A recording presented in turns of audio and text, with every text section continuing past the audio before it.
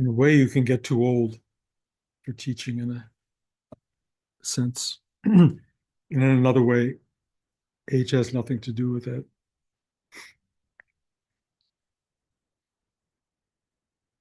You're dealing with a energy that is really quite ageless, but the body does decompose and the mind decomposes. And what do you do when the world is demanding of your energy and of your wisdom, your knowledge, your insight, your knowing? And in a sense, I'll tell you the secret answer. It has everything to do with the word intuition, the intuitive self, which was the hardest part of me to find in all of my years of spiritual practice. It was the last chakra that I was able to open. And I'm talking decades before I found it. I tried. But there are energy centers in the body that are more accessible and effective for all of us. We work on them very early in life. Probably the third eye is the most effective in worldly terms in getting you to knowledge, understanding, comprehension, how to function in a day-to-day life. Most third eye chakras for people are open to some degree. They help you figure out, you know, set the alarm, make it to school on time, start dinner on time, all those kinds of things. Third eye, very helpful in the worldly sense. Also very helpful in the worldly sense, your throat chakra, which is your ego. Every word that comes out of your body and your soul comes from the throat chakra, and it's the I, me, self, saying what it is, what it wants, who it is, announcing itself to the world. Usually it's kind of clouded and knotted up and not very effective for many people, but until you learn to open the throat chakra or the third eye and the other chakras, you are playing with a limited deck of cards. You don't have the full facility to function brilliantly in the world, but you can function. Heart chakra, you know, you love your mom and dad and some sisters and brothers and cousins, maybe, or a few friends. There's a kind of a ability to enjoy and feel life rather than just cognate it. And it comes from your heart. And the heart is very important. And in some cases is opened by others rather than by you. It's just something someone sparks in you and you go, "Oh, I like that." And then of course you like them. And it's a connection and it's very valuable, very helpful. The navel chakra, below your belly button, a little bit inside, is the intuitive. It is knowing beyond the mind, beyond the ego self, beyond the feelings and emotionality of the heart. It is a direct knowing. It is, in the worldly sense, very effective. I talk about it a lot as something athletes have. When you're going for your three-pointer, you're coming from your intuitive sense. It knows. It just knows. It's not cognitive. It knows. You're going to hit that three-pointer. It's very important chakra. And it is a hard one to discover in terms of the universe of chakras and planets, perhaps. It is the most, for me anyway, it was the most invisible. I took a very long time to zero in on this very, very invisible space that then went high, high. And it was like, and it's very, very sensitive. Once it's there, it's very present, but you have to pay attention because it is probably the greatest guide you will ever have. You will know how to function if you can find your intuitive navel center. And then there's the sex chakra, which is the thing that unites you to life, drives most of us in so many different ways at different points in time, but it unites us and keeps all of this alive, of course. And then there's the chakra at the base of the spine, seat of what's called Kundalini. When Kundalini is starting to rise up through the spinal cord, it does something really interesting. It unites all these centers so that suddenly all of these drives, like your sex chakra works with your heart chakra, and your voice becomes deeper and more aligned with your intuitive sense and your heart, and your all these energies go up to the very uppermost chakra at the very top of your head, which is your content, your connection to, if you will, the infinite and the beyond. And it is the exit point in the end for most human beings into the infinite. When that chakra opens, you can blast out into infinity and beyond. You can just rise a little bit out of your body and see life from a higher perspective, more universal perspective. And you can also just live up there and start to know and see the world more wholly and cleanly and clearly. So when you get all of these chakras working together and you are really, really open, these remarkable things happen. You see deeply into life and you become intelligent, smart, really smart, Einsteinian smart, if you really open it that deeply. When your throat chakra really opens, you become articulate. You start to express to the world what you really feel, what you really need to say with clarity and with compassion and with insight. And this is, if you're just a worldly person, the best thing to open up to be a salesperson, to sell yourself. If you want to sell, talk from here. My whole career in Hollywood came from this chakra, my ability to share my thoughts and feelings with some clarity. That was really important. If you want to introduce yourself to another human being, to the world at large, learn how to speak, learn how to say what you think and feel. But then you have to feel. Your heart chakra, shallow, when it's shallow, has just confusing impact. It leaves you in a very difficult state of all these emotions conflicting and moving around. But when you deepen your heart chakra, it opens and you start to feel this incredible sense of presence, of being alive, of joy, of being alive, of feeling love for the world and for yourself and everybody around you. And it's very communicative. Once you share this love with the world will share it with you. And if you get out of the way and stop owning it and trying to compress it into how wonderful you are and how special you are, it just floods the system and then it flows out again and does what I've been talking about the last few months of shares you with the world, shares light with the world. But down to the navel chakra, there comes a point in life, and we are, as a collective community right now, experiencing this, where this center of cognitive knowing is not making sense. Feeling is getting confused. The world is becoming unknowable on some level in terms of the traditional familiar knowing that we've had over the most of the decades of our lives. We've had a kind of this is how it works and that's how it happens and you do this and that follows. And we've had all of that clarity in life, which has made it somewhat easy to function day to day in human life. Now, in Hollywood and in storytelling and in most drama, that kind of cognitive knowing gets destroyed, gets blown up. Your life gets changed. The map of your future goes away. Things are suddenly different.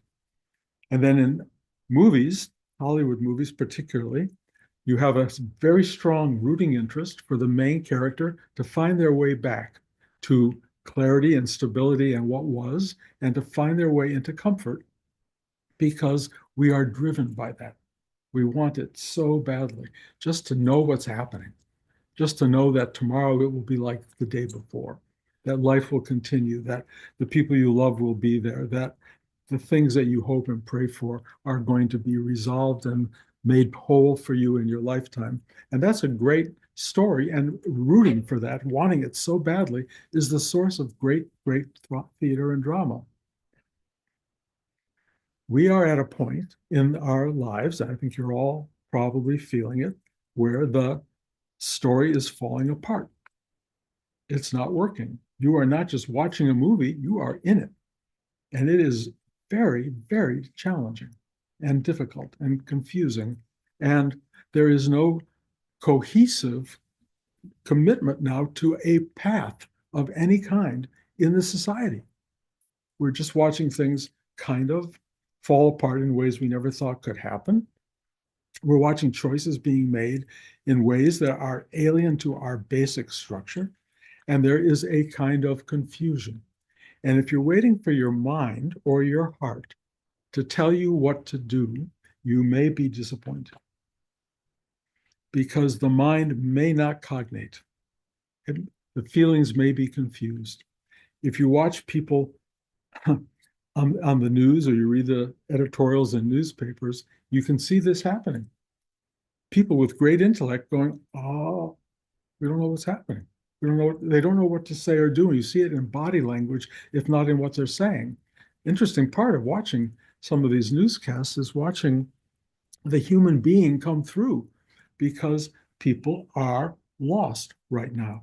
There is no roadmap, no navigational system for how to move forward, which again brings me down to navel chakra.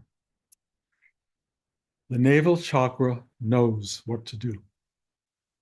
It knows what to do. It does not work through the intellect. It does not work through the heart, particularly. It can, but it simply knows how to move forward step by step into the unknown that is waiting you inside and outside. The knowing is not always cognitive, so it says do this, do that. It's like take a step, take a step, be present, be quiet, observe, turn left, turn right, go forward, stop, relax. That's kind of the cognitive, the intuitive knowing that works into the cognitive and tells your body and your mind how to function. And if ever there has been a time in our personal histories, right now, we need to find our way to the intuitive that simply knows three-pointer. You'll be okay. You're going to be okay. It may not be in a world that is the world you had imagined or dreamed or felt it should be. It may be very disruptive, but trust me, the world over the course of history has been endlessly disruptive of the human intention and human wants and desires. Things have happened since the beginning of history, if the stories we're told are accurate, from primitive time into, Roman Empire and, the French Revolution and all the various things that have happened over time, the American Revolution, they have come out of enormous disturbance and chaos and difficulty in which the world that people were living in was not cognitively satisfying or joyful. But they started to feel their way into making choices that would redrive, if you will, re-inhabit the world with new intelligence, new insights, new possibilities. And they come from deep down. We up here in upstate New York in the Hudson Valley live near what's called the oldest inn in America, called the Beekman Arms. And there is a room inside which has been there for several, like 200, 300 years. And George Washington and Jefferson and all these guys would sit in that room, in that bar, which is still there, and they would use this deep, deep intuitive knowing to say we have to do something to change the world as we know it. Right near here. They absolutely found their way into an intuitive knowing. It was not just intellectual, because it was an upheaval of such magnitude that they had to feel and know, not just cognate. They had to be ready to put their whole life in certain kinds of positions and orders that would change things. And they were guided by these enormous sources that we all have access to. every one of us. We have access to this incredible knowing space that will tell us what to do and how to move. And it doesn't always have big, gigantic, dramatic aspect. Often it's very simple. Have another drink or beer or whatever, sit around and try to feel your way and experience your way into the future. It's really essential because this can get confused and this can get confused. But the intuitive, if you listen deeply enough, is not confused. It has a direct line to something. Now, what is that something? Well, if you've listened to these talks at all, I've come up with a word that I'm finding so satisfying that I can use pretty regularly. And I call that something radiance. This thing that is radiating into the universe and makes light and life and joy and love and manifests the magnitude of existence. And it manifests us. And it manifests us for a reason, or many reasons, but one of them is to see what it is. What we are it. We are that very radiance that's manifesting into the world so it can see what it is. Oh my God, I'm a Bruce, I'm a Julia, I'm a Blanche. It knows itself by us. And we are a clear representation of how it works. It's also, a Donald and an Elon and all these other things. It's a really interesting manifestation. And it gets to figure out how it's going to function and see how it works. But my experience of it from not the mind and not even the heart, but from my gut, from my intuitive knowing, is that it is primarily driven by light and something I will call love.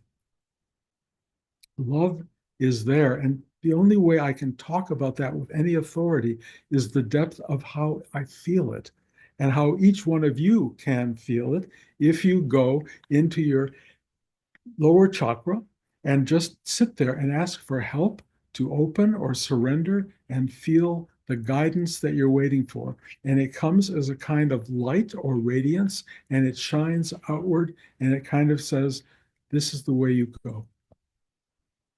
You follow the light. It directs you. It is truly exquisite and beautiful. If you don't have that light, don't rely on the cognitive right now or the emotional, because they're going to get you conflicted and it's going to be a complicated time. The mind right now doesn't know what to do. And if you look at all the thinkers of the moment, they're struggling because this is really a different time. We haven't been there before personally. Maybe the world has many times, but we have not. So there is a struggle of not knowing what to do, but you can feel your way forward. And it may be a small step. It may just be Blanche and I, our walk to Contentment Lane, are sitting on the porch and watching the geese, which are probably out the window right now. And we are having the best time watching the geese. This, this is not life-changing and world-changing. This is finding a level of peace and contentment in a moment of upheaval. And it's intuitively smart because it says if you get confused now and if you start to get drawn into the drama of your brain and the drama of a conflicted heart, you will not think clearly and you will not act clearly. But if you can get yourself down into intuitive space, you will know, watch the geese, go for a walk, be quiet. And when the moment comes where it says, do, be active, do something, you will know. It won't be like, really? Is that what I should do? There is none of that sort of obscurity. It's clear, it's direct, it's enormously powerful. And you start to move forward accordingly. Let me just say that it can direct you into things that are not comfortable in the end. It can direct you into life-altering moments, possibly, as during wars and all sorts of other upheavals in the world, where people have to follow these directives inside that can be life-altering. The only positive that comes out of that, even if it's life-challenging and destroying, is you were directed in that way by radiance itself. You were directed to move forward into whatever may come. As I talked last week in class, and I will share again, as we're experiencing in the immediacy of our lives of people passing away, it all ends anyway. It all ends sooner than later, or later. I won't say than later, but it all ends. And how you make that journey and how much you follow the intuitive that is leading you into the best and most unknowable choices, but experiential choices that will serve you and itself in some remarkable way. That's what it's all about. Find the directive inside that carries you forward into the most uh, awake and transcendent choices that you can make as a human being. And what I'm talking about right now is not just a watching a movie experience. This is happening right now to every one of us. This is a moment like that. Where it's going, how it's going to unfold, who knows? Can you get totally wrapped up in fear and drama and anxiety and, and want to run and hide or move somewhere else or whatever? Yeah, you can, but that's not usually guided by the intuitive. It's usually guided by cognitive mind and conflicted heart. Take a breath, stay quiet, get down to the knowing part of yourself, move forward. It may move you just to go out to have lunch. That would be great. All I'm saying is if the moment comes where you have to make life changing and life altering decisions, may happen, to be guided by the intuitive, the higher intuitive, the radiant, rather than mind and heart, conflicted heart, or disturbed mind, it will be a better choice. This meditation practice is learning how to do that. I'm not looking to have more students particularly, but what I'm trying to get at is those of you who are hearing this know what I'm talking about. Try to get down to your navel chakra. Again, it took me 2 decades to really find the fine point of it because it was so, I don't know how to describe it. It was like 1 millimeter large in the universe, and yet it was waiting for me. It was going boop, boop, boop. But I had to get quiet enough and deep enough to go, oh, wow. And then there it was. This is how you live. This is how you move forward. This is how you allow yourself to be guided through your day-to-day life. And this is how you feed yourself and everyone around you. And it can be a source of enormous nourishment to as many people as appear in your sphere. It's a beautiful thing. So, I'm not sure how to tell all of you how to get to that point. Again, for me, it was not instantaneous, but I'm telling you, ask for help. Get to your navel chakra, breathe into it, and say, please help me to open. Please help me to surrender. And this thing will start to appear, and your life will feel different. You will feel like you can make the three-pointer, even though you never played basketball before. It's a great thing. Again, I can go on and on. I think you get the idea. So make yourself available to the intuitive. Don't confuse it with the mental and the emotional. It's a still pointed place. It's quiet. It's really intelligent. It really knows as opposed to conjugates and contemplates and tries to put it together. It knows, and when you hear it, you will know as well. It's there to be known. The end. Any thoughts, comments, concerns, fears, dramas, anything? Yep. Well, that's good. I'm sorry. Yes. Talking about radiance, but radiance can be bad too, radioactivity. Let me talk about, radiance and radioactivity are different things. And the way I look at radioactivity is a radiance that's obstructed. that's shadowed. That's that radiance is trying to break through a collected form that's trying to hold it in place and own it and think that it's got it. Radiance is free, but when radiance becomes knotted up inside you, you become a shadow form. And when you become a shadow form, you can be radioactive. And there are many people who are shadow forms in the world. They do not have a full expression of their radiance at all. In fact, most people are that. And so you feel it working in the world, and now you see it, of course, at the top of the leadership of the world. It is a radioactive time. And so the way to get through that is for that knottedness to get undone. Will it get undone in our lifetime with them? Probably not. But the universe, if you want to talk about karma and you want to talk about, the journey of the bardos after death, all of that knottedness has to get broken up, which means that you as a person at some point have to deal with all of your radioactivity. I would not recommend that as a journey. Having tasted it in my youth and seen what a ride it is, having made a movie about it, Jacob's Ladder, you don't want that journey. You do not want to go into your own darkness and your own blockage of the light, because your blockage of the light has harmed you and lots of people, maybe even a whole society, maybe a world of people. You do not want that for a lot of reasons. And, so radiance is flowing light. Radioactivity is light that is not flowing and is causing great, great damage in the world. Mm-hmm. Anyone else? Yeah, I have a question, Bruce. It's Shelley. Mm-hmm. Um, did you know, was there a specific meditation where you realized your navel chakra was opening? And when did that happen? Like how It happened about 30 years ago at this point.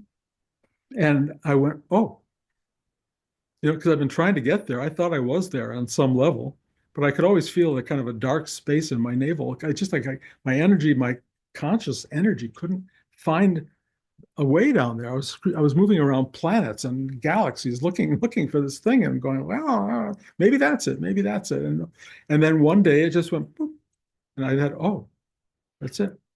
So simple. And I think people who find it, and there are a lot of people who do find it, not with a cognitive ability and not with a sense of what it means to have gotten there. They're just intuitive. They know how to move forward in the world. Having it become conscious is greater. Having the alignment of all the chakras working together, that's really the great gift in the human experience. But even just having that work is better than not knowing how to move the next step in your life and trying to figure it out and trying to emotionalize it into being. Because if you look at enough people in the world or watch enough movies or TV or streaming stuff, people are making really bad choices. And those bad choices are the stuff of drama and a comedy and everything else. But a real life that gets informed by this, you get to be boring on some level, maybe. All you become is like, well, you might want to try, cleaning the window in your car before you go out again tonight. It gets to be like that. It's like so simple, but you don't do it and the car's streaked and another car comes at you with a blinding light in it. You know what happens. If you don't pay attention to the intuitive, you get in trouble.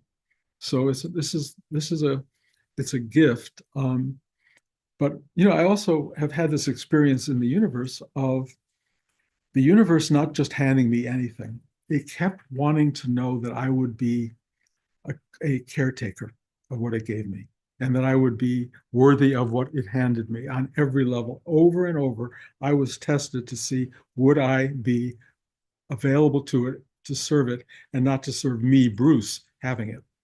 It just wanted to know that. I'm not going to go through all the stories now, but my life has been a lot of proving myself to something greater, that I'm not here to walk around as, the great guru who's got millions of people bowing at his feet and, charging hundreds of thousands of dollars for people to get enlightened. They it will let you do that, but that would not have been supported for me. So what has come is very, very simple of alignment with trying to listen to the intuitive as best I can, or listen to my heart as best I can, or even my mind. But when they all got aligned, that's proven to be a good way to live. That's all I can tell you. If you want to have a good life, which knock on wood or whatever I think I've so far had, it's because I have paid attention and said yes to what I was told to do. I was a good boy, basically. And we could all be good people if we want to be. Okay. Is that enough, guys? Okay, sorry. Okay, Trish. Thank you, Bruce. And thank you for all the times we come together like this. My question, I think I have the answer, but I thought I'd ask it anyway. I see my work as like the heart opening, especially in the workplace. You know, you work with people and you have your people, and then you have your people that aren't your people. So like how to have that openness of love and not the fear of like the negativity coming in and hurting. Uh, um, well, the fear of is a mental thing. And that already is, engaging the mind in the process. Just try to have your heart open and just try to be open even to the people who close you up normally and try to see why they close you. What's your reaction? What's the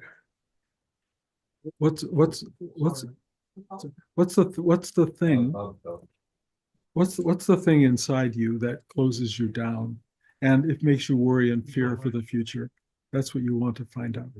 And if you can see what that is and turn it around moment to moment, you will find that you can actually stay open to the worst of the worst. You really can. You just stay open. Just understand that they too are part of the larger cosmic truth. Yeah, thank you. Yeah, thank you. Is that enough, guys? Okay. Till next week, I guess. California West Coast class. Thank you all. Thank you all for coming today. I know it's a big deal to make it here, but truly appreciate it.